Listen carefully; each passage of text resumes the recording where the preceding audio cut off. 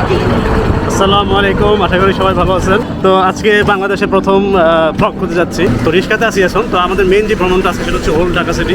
তো আমরা আজকে ঢাকা সিটি যাবো, ওইখান থেকে ওল্ড যেই এরিয়া সেই এরিয়াতে যাবো এবং ওইখানে কিছু সময় কাটাবো। তো আমার সাথে আছে আমার চাইল্ডহুড বন্ধু সুমন। তো আশা করি ব্লগটি ভালো লাগবে এবং দেশি টিউবের সাথেই থাকবো।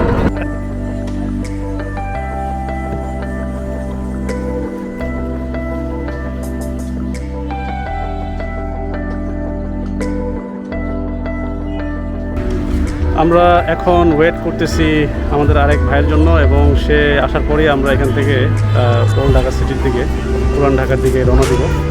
তো এখন যার জন্য ওয়েট করতেছি সে আমাদেরকে একটু পর ছবি পাঠায় আর কি আপডেট দিচ্ছে যে সে এখন কোথায় আছে, উত্তরা কোন সেক্টরে। তো আমরা এখন আছি উত্তরাতে। হ্যাঁ, আমাদের গাড়ি চলে আসছে। আমরা এখন গাড়িতে করে চলে যাব মমিন ভাইয়ের সাথে। তো পুরান ঢাকা মমিন ভাই তার কাঙ্ক্ষিত গাড়ি নিয়ে এসেছে।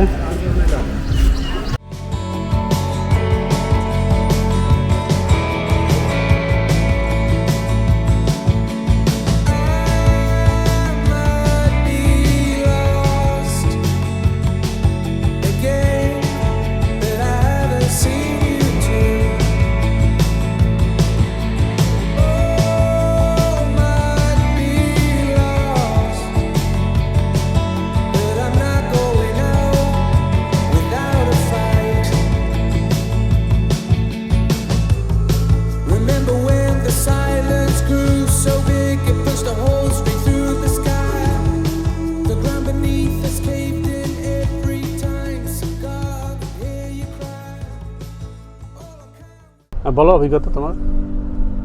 হ্যাঁ, আমরা বাংলাদেশে ব্লগিং করছি, জ্যামের মধ্যে ব্লগিং করছি।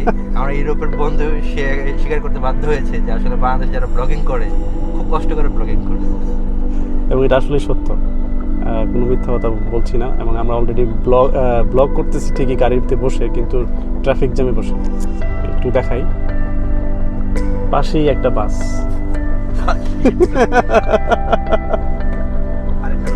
আরেকটা লাল বাস, দুইটা লাল বাস, এবং সামনে মমিন ভাই। এটা একটা ট্রাফিক জ্যাম, তার সামনে আরেকটা গাড়ি। Legendary moment.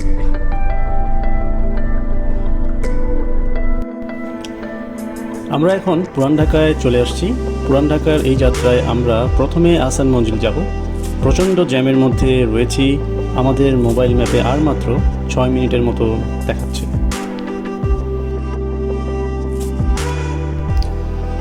ফাইনালি আমরা আহসান মঞ্জিলের গেটের সামনে দাঁড়িয়ে। করোনাকালীন সিচুয়েশনে আহসান মঞ্জিল কর্তৃপক্ষ টিকিট কাটার সিস্টেম এখন অনলাইন করে দিয়েছে। সো যারাই আপনারা এই সময় আহসান মঞ্জিলে যাবেন, টিকিট অনলাইন কেটে নেওয়াটাই উত্তম। তবে হ্যাঁ, একদিন আগে যদি কেটে নেওয়া যায় তাহলে মন্দ নয়। এছাড়া একদম সম্ভব না হলে আশপাশের কিছু শপ রয়েছে, ওদের কাছ থেকে টিকিট অনলাইনে কাটা থাকে। সো দামটা ওই ক্ষেত্রে একটু বেশি পড়বে। নর্মালি সিঙ্গেল টিকিট প্রাইস 20 টাকা।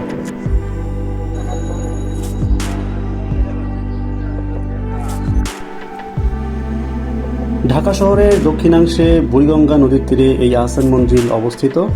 এই এলাকাটি পূর্বে ইসলামপুরের কুমারটুলি নামে পরিচিত ছিল। অষ্টাদশ শতাব্দীর মাঝামাঝি সময় জালালপুর বরগুনার, বর্তমানে ফরিদপুর বরিশাল জমিদার শেখ এনায়েতুল্লাহ এখানে রঙ্গমহল নাম দিয়ে এক প্রমোদ ভবন তৈরি করে।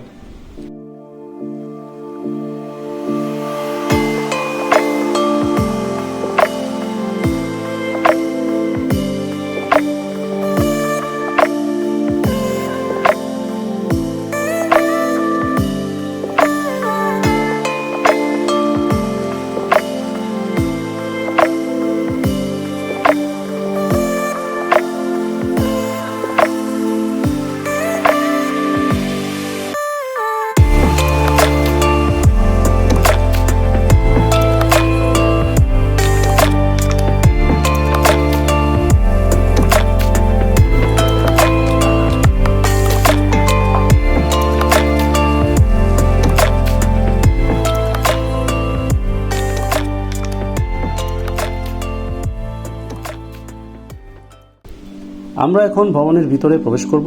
তবে বলে নিচ্ছি, ভবনের ভিতরে ভিডিও করা এবং ছবি তোলা একদম নিষেধ ছিল।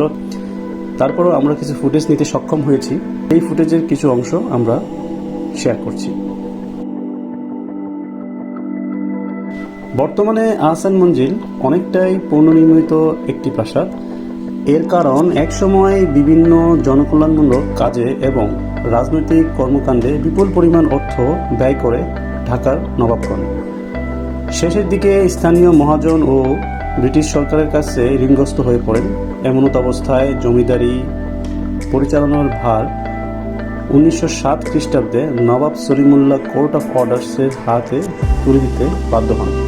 1915 সালে নবাব সলিমুল্লাহর মৃত্যুর পর তার পুত্র হাবিবুল্লাহ পিতার ছেড়ে যাওয়া ঋণের দায়ে একের পর এক জমিদারি দায়িত্ব হারাতে শুরু করে।